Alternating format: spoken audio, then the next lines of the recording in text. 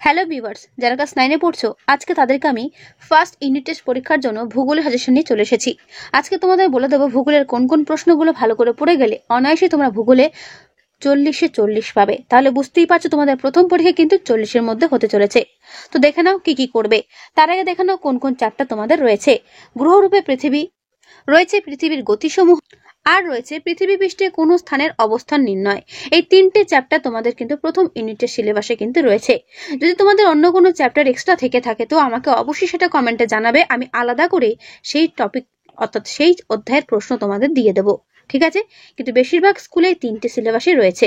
তো দেখো কি কি প্রশ্ন করতে হবে। প্রথমে প্রশ্নগুলো হবে গ্রহরূপে পৃথিবী থেকে। এই পেজে হাইলাইট করা প্রশ্নগুলো ভালো করে করবে 1 নম্বরের জন্য। যেরকম জিওট শব্দের অর্থ কি, সৌরজগতে কয়টি গ্রহ আছে, সৌরজগতের বৃহত্তম গ্রহাণুর নাম কি। তারপরে প্রশ্ন সৌরজগতের বৃহত্তম গ্রহাণুর নাম কি, পৃথিবী থেকে চাঁদের দূরত্ব কত। দেখো এই প্রশ্ন তোমাদের আমি অনেক আগে দিয়ে রেখেছি, সাজেশনের জন্য আরেকবার তোমাদের দেখিয়ে দিচ্ছি। কোন দুটো গ্রহ বাদে সকল গ্রহই পশ্চিম থেকে পূর্বে আবর্তন করে। এগুলো প্রত্যেকটা তোমাদের 1 নম্বরের জন্য করবে। বলয়যুক্ত গ্রহ কোনটি, কুইপার বেল্টের শেষ অংশের নাম কি, পৃথিবীর প্রথম মহাকাশচারীর নাম কি। উত্তর ডান দিকে দেওয়াই রয়েছে, দেখে নিও। ভারতের প্রথম মহাকাশচারীর নাম কি, কোন গ্রহকে লাল গ্রহ বলা হয়, পৃথিবীর প্রথম মহিলা মহাকাশচারীর নাম কি। দেখো আমি যে সমস্ত প্রশ্নগুলো বলছি এগুলো কিন্তু একটাও বাদ দেওয়ার নয়। নাসা কথাটির পুরো নাম, পৃথিবীর সর্বোচ্চ স্থানের নাম, ইসরো কথাটির পুরো নাম। দেখো এখানে প্রত্যেকটা প্রশ্নের অ্যান্সার খুব সুন্দর করে উত্তর দেওয়া রয়েছে, করবে। কোন বৃহস্পতি গ্রহের ব্যাস সর্বাধিক। আর সব থেকে বড় কথা, তোমরা এখন কিন্তু উঁচু ক্লাসে পড়ো, তাই বুঝতেই পারছো তোমাদের কতটা বেশি পরিমাণে এখন কিন্তু আগের থেকে পড়তে হবে। ক্লাস 8 অবধি যা যা পড়েছো সেটা একটা ব্যাপার ছিল, কিন্তু 9-এর পড়া কিন্তু একটু হলেও বেশি, তাই তোমাদের কিন্তু একটু ধরেই পড়তে হবে। আর তোমাদের শর্ট কোয়েশ্চেন বড় প্রশ্ন সব মিলিয়ে যেহেতু থাকবে, সুতরাং আমি যেগুলো দিচ্ছি সেগুলো মন দিয়ে পড়ে যাও। কোন দুটো গ্রহের কোনো উপগ্রহ নেই, পৃথিবীর কোন অঞ্চলে মাধ্যাকর্ষণ শক্তি সবচেয়ে বেশি, ভারতের প্রথম কৃত্রিম উপগ্রহের নাম কি, সূর্য যে ছায়াপথের অন্তর্গত তার নাম কি, অথবা আমরা কোন ছায়াপথে বাস করি, সৌরজগতের ক্ষুদ্রতম গ্রহ কোনটি, পৃথিবীর উষ্ণতম স্থান কোনটি, চাঁদের আলো পৃথিবীতে আসতে কত সময় লাগে, সূর্য বাদে পৃথিবীর নিকটতম নক্ষত্র কোনটি, পৃথিবীর নিকটতম গ্রহ কোনটি, সৌরজগতের কোন গ্রহের উপগ্রহের সংখ্যা সর্বাধিক, ইউএসএ পরিচালিত কৃত্রিম উপগ্রহগুলো ভূপৃষ্ঠ থেকে কত উচ্চতায় সংস্থাপন করা হয়েছে, জিপিএস পদ্ধতির প্রধান ব্যবহারিক ক্ষেত্র কোনটি, করবে। প্রাচীনকালে মানুষ কি দেখে উত্তর দিক নির্ণয় করত, আকাশ যেখানে ভূপৃষ্ঠের সঙ্গে মেশে তাকে কি বলে। দিক নির্ণয়কারী যন্ত্রের নাম কি, চন্দ্রগ্রহণের সময় চাঁদের ওপর ড্যাশের ছায়া পড়ে অর্থাৎ পৃথিবীর ছায়া পড়ে। তারপরের প্রশ্ন, ড্যাশ হলো সৌরজগতের উষ্ণতম গ্রহ, উত্তর হলো শুক্র। নেপচুনের একবার পরিক্রমার সময় দেখে নাও 165 বছর। ভাবতে পারো নেপচুনের একবার পরিক্রমণ অর্থাৎ তার বার্ষিক গতির সময়টা। ড্যাশ হলো নীলাভ সবুজ বর্ণের গ্রহ, উত্তর ইউরেনাস। এরপর দেখে নাও 2 নম্বরের প্রশ্ন, পৃথিবীর সর্বোচ্চ ও সর্বনিম্ন স্থানগুলো কি কি। জিপিএস কি, কুইপার বেল্ট কি, জীবমণ্ডল কাকে বলে, পৃথিবীকে জলগ্রহ বা নীল গ্রহ বলা হয় কেন, মঙ্গলকে লাল গ্রহ এবং ইউরেনাসকে সবুজ গ্রহ কেন বলা হয়, আলোকবর্ষ কি, ছায়াপথ বা গ্যালাক্সি কাকে বলে, জিওট বলতে কি বোঝো বা পৃথিবীর আকৃতি জিওট বলতে কি বোঝো, শনি গ্রহকে বলয় গ্রহ বলা হয় কেন, কাকে কেন পৃথিবীর যমজ গ্রহ বলা হয়। এরপরের প্রশ্ন, অন্তস্থ গ্রহ ও বহিস্থ গ্রহের পার্থক্যটা দেখবে। নক্ষত্র গ্রহের মধ্যে পার্থক্য, নিরক্ষীয় অঞ্চলের তুলনায় মেরু অঞ্চলে বস্তুর ওজন বেশি হয় কেন, গ্রিক পণ্ডিত এরাটোস্থেনিস কিভাবে পৃথিবীর পরিধি নির্ণয় করেন। বড় প্রশ্নের জন্য এটা করবে, ঠিক আছে? তোমরা যে কোনো রাইটারের বই কেনো না কেন বা পড়ো না কেন, সেখানে প্রত্যেকটা বইয়ে কিন্তু এই ধরনের প্রশ্নগুলো পেয়ে যাবে অ্যান্সার সমেত। বিগ ব্যাং তত্ত্ব বা বিগ ব্যাং থিওরি সংক্ষেপে ব্যাখ্যা করো। দেখে নাও ভালো করে, পুরো উত্তরটা আমি একজোড়ে তোমাদের দেখিয়ে দিচ্ছি, ভালো করে দেখে নেবে। পৃথিবীর গোলাকৃতির প্রত্যক্ষ প্রমাণ কি, মহাশূন্য থেকে পৃথিবীর আকৃতি কেমন দেখায়। তারপরের প্রশ্ন, পৃথিবীর আকৃতি পৃথিবীর মতো ধারণাটি স্পষ্টভাবে ব্যক্ত করে, অথবা পৃথিবীর প্রকৃত আকৃতিতে জিওডের ধারণাটি লেখো।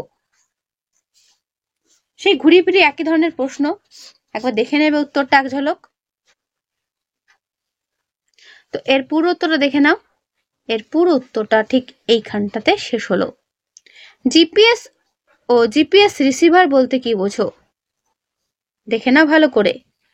আমি তোমাদের পুরো উত্তর দেখিয়ে দিচ্ছি। যাদের বই নেই মনে করছো তারা কিন্তু এখান থেকে উত্তরটা নিতে পারো। দেখে নাও পুরো উত্তরটা। এর পুরো উত্তরটা ঠিক তার পরের পাতাতে এইখানটাতে শেষ হলো। টিকার জন্য করবে বেডফোর্ড লেভেল পরীক্ষা। টিকার জন্য গুরুত্বপূর্ণ। এখানে যতটুকু দেখানো হচ্ছে ততটুকু লিখলেই তোমাদের হয়ে যাবে। পৃথিবীর গোলাকার আকৃতির প্রমাণগুলো লেখো। দেখতে পেলে প্রশ্নগুলো? এগুলোই করবে এই অধ্যায় থেকে। এরপরে অধ্যায় পৃথিবীর গতিসমূহ। দেখে নাও কি কি করবে। প্রথম প্রশ্ন, পৃথিবীর আবর্তন গতির ফলাফল আলোচনা করো। Very very important. সঙ্গে যদি পারো ছবি সহ তাহলে অনেকটাই ভালো হয়। ঠিক আছে, এর পুরো উত্তরটা ঠিক এই পাতাতে শেষ হলো। পৃথিবীর বার্ষিক গতি কাকে বলে তার ফলাফলগুলো আলোচনা করো। দেখে নাও এর পুরো উত্তর। আমি কিন্তু তোমাদের পুরো উত্তর দেখাচ্ছি, তাই ভিডিওটা কিন্তু কেউ স্কিপ করো না। ঠিক আছে, স্কিপ করে কিন্তু অ্যান্সারটা পুরোপুরি পেতে পারবে না। তো দেখে নাও এর উত্তরটা। একটু বড় হলেও খুব সুন্দরভাবে এখানে লেখা রয়েছে। যেভাবে পয়েন্ট করে করে লেখা রয়েছে সেইভাবে লেখার চেষ্টা করবে। তো এর পুরো উত্তরটা দেখে নাও। ঠিক এই পর্যন্ত শেষ হলো। এর পরের প্রশ্ন, পরিক্রমণ গতির কারণে দিন রাত্রির হ্রাস বৃদ্ধির চিত্র সহ আলোচনা করো। দেখতে পাচ্ছ পরীক্ষাতে উল্লেখ করেই দিচ্ছে প্রশ্নেতে যে চিত্র সহ বর্ণনা করতে চাই। চিত্রটা কিন্তু তোমাদের নিজেদের যে টেক্সট বুক রয়েছে সেই টেক্সট বুক থেকে প্র্যাকটিস করে নিও। ঠিক আছে, কিভাবে দিন রাত্রির দৈর্ঘ্যের হ্রাস বৃদ্ধি ঘটছে করবে। দেখে নাও পুরো উত্তর। আস্তে আস্তে বইটা আমি সরাচ্ছি যাতে তোমরা প্রত্যেকেই উত্তরটা দেখে নিতে পারো। তো এর উত্তরটা দেখে নাও। পুরো তোমাদের এই পর্যন্ত শেষ হলো। ঠিক আছে, ঋতুচক্রের পরিচয় দাও অথবা চিত্র সহ ঋতু পরিবর্তন বর্ণনা করো। এই উত্তর আমি বলবো তোমাদের নিজেদের টেক্সট বুক থেকেই করে নিতে। ঠিক আছে, ওখানে বেশি ভালো দেওয়া রয়েছে। আমরা পৃথিবীর আবর্তন গতি অনুভব করি না বা বুঝতে পারি না কেন। তারপরের প্রশ্ন, জাপানকে উদীয়মান সূর্যের দেশ বলা হয় কেন, অথবা পৃথিবীতে পশ্চিমের তুলনায় পূর্বের দেশগুলিতে আগে সকাল দুপুর ও সন্ধ্যা হয় কেন করবে। পৃথিবীর আবর্তন গতির বেগ নিরক্ষরেখা থেকে মেরুর দিকে কমতে থাকে কেন, অথবা পৃথিবীর আবর্তনের বেগ সব স্থানে সমান নয় বা সমান হয় না কেন। ঠিক আছে, করবে। দেখে নাও এর পুরো উত্তর।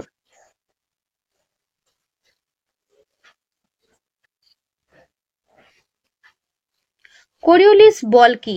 টিকার জন্য গুরুত্বপূর্ণ। তো এর পুরো উত্তরটা ঠিক এই পর্যন্ত শেষ হলো। তারপরে প্রশ্ন, সূর্যের আপাত দৈনিক গতি কাকে বলে। এর পুরো উত্তর দেখে নাও। এর পুরো উত্তরটা ঠিক এই পর্যন্ত শেষ হলো। রবিমার্গ বা সূর্যের আপাত বার্ষিক গতি বলতে কি বোঝো। Very very important. সূর্যের উত্তরায়ণ ও দক্ষিণায়ন বলতে কি বোঝো করবে। একটা জিনিস খেয়াল করেছো, প্রত্যেকটাতে কিন্তু ছবি রয়েছে, তাই তোমাদের আমি বারবার করে বলছি ছবিটা কিন্তু তোমাদের করতেই হবে। অধিবর্ষ বা লিপিয়ার সম্পর্কে যা জানো লেখো। অনুসুর ও অপসুর অবস্থান বলতে কি বোঝো। এগুলো প্রত্যেকটা পড়া তোমরা ক্লাস 7-এ কিন্তু পড়েছো। দেখো এখানে আরো ডিটেলসে রয়েছে, এটাই যা, কিন্তু ধারণা তোমাদের প্রত্যেকেরই কিন্তু রয়েছে যে বাজারে আমার ক্লাসগুলো করে আসছো। মেরু প্রভা বা মেরুজ্যোতি সম্পর্কে যা জানো লেখো। দেখে নাও পুরো উত্তর। এই সম্পর্কে তোমাদের অনেক কনসেপ্ট রয়েছে। আবর্তন গতি ও পরিক্রমণ গতির মধ্যে পার্থক্যটা করবে। ছায়াবৃত্ত টিকার জন্য গুরুত্বপূর্ণ করবে। নিশীথ সূর্য বা মধ্যরাত্রির সূর্য টিকার জন্য করবে। ঠিক আছে, ফেরেলের সূত্র করবে। ফেরেলের সূত্রের পুরো উত্তরটা দেখে নাও। এরপরে প্রশ্ন, অপসুর ও অনুসুর অবস্থান টিকা। এই পেজে হাইলাইট করা প্রত্যেকটা প্রশ্ন দেখবে 1 নম্বরের জন্য। 1530 খ্রিস্টাব্দে কে প্রথম বলেন পৃথিবীর সূর্যের চারিদিকে ঘুরছে। পৃথিবীর কোথায় আবর্তন বেগ প্রায় 0। পৃথিবীর আবর্তন বেগ কোন অক্ষরেখায় সবচেয়ে বেশি। কোন দেশকে সূর্যোদয়ের দেশ বলা হয়। ঠিক আছে, কত খ্রিস্টাব্দে বা 1687 খ্রিস্টাব্দে পৃথিবীর মাধ্যাকর্ষণ শক্তির কথা প্রথম কে বলেন। এক নক্ষত্র দিন কত সময় হয়। হাইলাইট প্রশ্নগুলো ভালো করে দেখবে। নিরক্ষরেখায় পৃথিবীর আবর্তনের বেগ কত। সূর্য স্থির ও পৃথিবী গতিশীল কথা কে প্রমাণ করেছিলেন।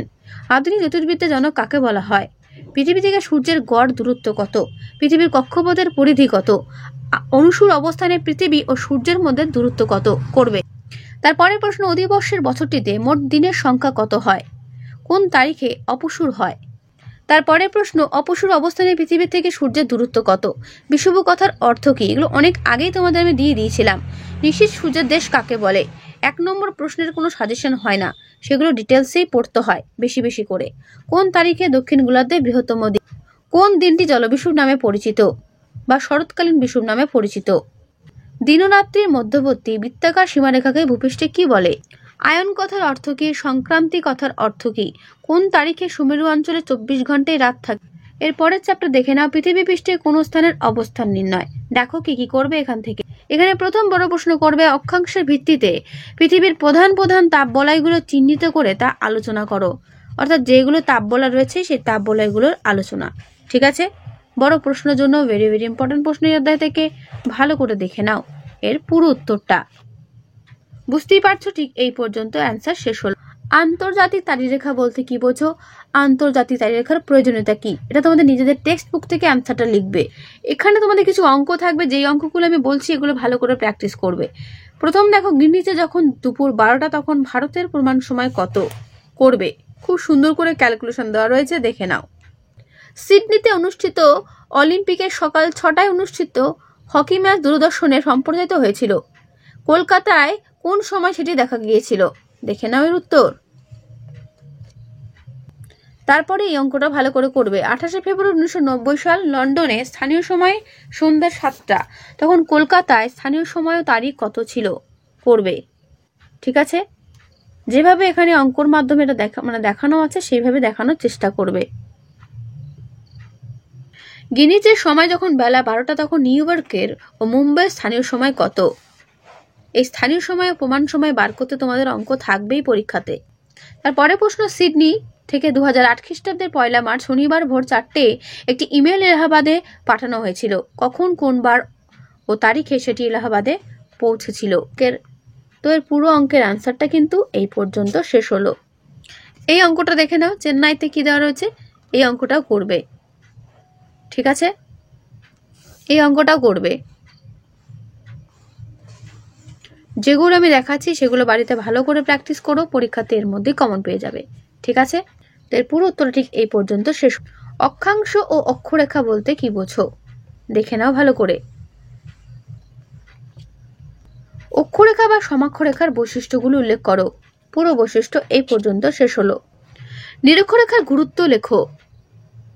মূল মধ্যরেখার কাকে বলে? মূল মধ্যরেখার গুরুত্ব উল্লেখ করো। দেখে নাও পুরোটা। মহাবৃত্ত বলতে কি বোঝো? ভারতের প্রমাণ সময় বা আইএসটি বলতে কি বোঝো? গ্রিনিচ প্রমাণ সময় কাকে বলে অথবা গ্রিনিচ প্রমাণ সময় নির্ণয়ের কারণ কি? ঠিক আছে, করবে। প্রতিপাদ স্থান বলতে কি বোঝো? প্রতিপাদ স্থানের বৈশিষ্ট্যগুলো লেখো। দেখে নাও ভালো করে। তো এর উত্তরটা ঠিক এই পর্যন্ত শেষ হলো। এরপরে প্রশ্ন, প্রশান্ত মহাসাগর উপর দিয়ে 180 ডিগ্রি দ্রাঘিমারেখা অনুসরণ করে আন্তর্জাতিক তারিখরেখাকে কল্পনা করা হয়েছে, কিন্তু কোথাও কোথাও এই রেখা বাঁকিয়ে দেওয়া হয়েছে কেন? মনে করো কোয়েশ্চেনটা এসেই গেছে। এটা কিন্তু প্রত্যেকেই, যে বা যারা দেখছো আমার এই ভিডিওটা, প্রত্যেকেই এটাকে যতগুলো পারো স্টার দিয়ে রাখো। এতটাই ইম্পর্টেন্ট প্রশ্ন, যেটা পরীক্ষাতে আসার সম্ভাবনা রয়েছে 100%। তারপর যেটা করবে, অক্ষরেখার সঙ্গে দ্রাঘিমা রেখার পার্থক্য। ছোটবেলা থেকেই এটা দেখে আসছো যে খুব ইম্পর্টেন্ট, তোমাদের ক্লাস 9এও কিন্তু এটা ইম্পর্টেন্ট রয়েছে। তাই 6টার বেশি পার্থক্য মনে রাখার চেষ্টা করবে, 5টা নয়, 6টার বেশি, মিনিমাম 6টা তোমাদের মনে রাখতেই হবে। স্থানীয় সময় প্রমাণ সময়ের পার্থক্য, অনেকটা বড় পার্থক্য বলে পরের পাতা দেখিয়েছে, দেখে না পুরো উত্তরটা এই পর্যন্ত শেষ হলো। প্রমাণ সময় টিকার জন্য দেখবে। নিরক্ষরেখার অপর নাম বিষুবরেখা কেন? ভৌগোলিক চালক বা গ্রিড কাকে বলে? ক্রেনোমিটার কি? সেক্সট্যান্ট কি? প্রমাণ করো 1 ডিগ্রি দ্রাঘিমার পার্থক্যের সময়ের পার্থক্য হয় 4 মিনিট। 1 নম্বরের জন্য হাইলাইট করা প্রশ্নগুলো যেগুলো এখানে দেওয়া রয়েছে সেগুলো ভালো করে করবে। একবার ভিডিওটা পজ করে অ্যান্সারগুলো দেখে নিও, অ্যান্সার সমেত এখানে দেওয়া রয়েছে, তাই এটা কিন্তু ভালো করে করো। ঠিক আছে, আমি তোমাদের যে সমস্ত প্রশ্নগুলো বললাম বা দেখালাম, যেগুলো বলছি সেগুলো কিন্তু প্রত্যেকটা প্রশ্ন তোমরা প্রত্যেকেই ভালো করে পড়ে যাও। পরীক্ষাতে এর মধ্যেই কমন পাবে, এর বাইরে কিছু পড়ার প্রয়োজন নেই। যারা এখনো পর্যন্ত ভূগোল নিয়ে প্রিপেয়ার হওনি তারা যদি এই প্রশ্নগুলো ভালো করে পড়ে যাও তারাও কিন্তু খুব ভালো মার্কস পাবে, এটুকু বলে দিতে পারি। তাই যে বা যারা ভিডিওটা দেখছো তারা কিন্তু অবশ্যই দেখা মাত্রই পড়তে শুরু করে দিও, ঠিক আছে? এগুলো তোমাদের সাজেশন টপিক ওয়াইজ যখন আমি দিচ্ছিলাম তখন কিন্তু তোমাদের দেওয়া ছিল, তাই এগুলো হাইলাইট করা রয়েছে অলরেডি আগে থেকে। সাজেশনের জন্য 1 নম্বরে কোনো প্রশ্ন বাদ হয় না। আবারও বলছি, 1 নম্বর সাজেশন তোমাদের হয় না, সেগুলো সবই তোমাদের মোটামুটি পড়তে হয়। তবুও আমি সব দেওয়ার চেষ্টা করিনি, যেগুলো তোমাদের পরীক্ষাতে আসার মতোই সেগুলো কিন্তু তুলে ধরার চেষ্টা করছি। এগুলো ভালো করে পড়ো, ঠিক আছে? তো ক্লাস 9-এর ভূগোল থেকে এই হলো সাজেশন প্রশ্ন ফার্স্ট ইউনিট টেস্ট পরীক্ষার জন্য। এগুলো ভালো করে পড়ো, পরীক্ষা সবার ভালো হবে। তো আজকের এই ভিডিওটা আমি এখানে শেষ করছি। আর হ্যাঁ, কোনোরকম কোনো প্রশ্ন থাকলে অবশ্যই আমাকে জানাবে, ঠিক আছে? তো আজকের এই ভিডিওটা আমি এখানে শেষ করলাম, দেখা হবে নেক্সট ভিডিওতে। ভালো থেকো সবাই, আর হ্যাঁ, মন দিয়ে পড়ো, ঠিক আছে?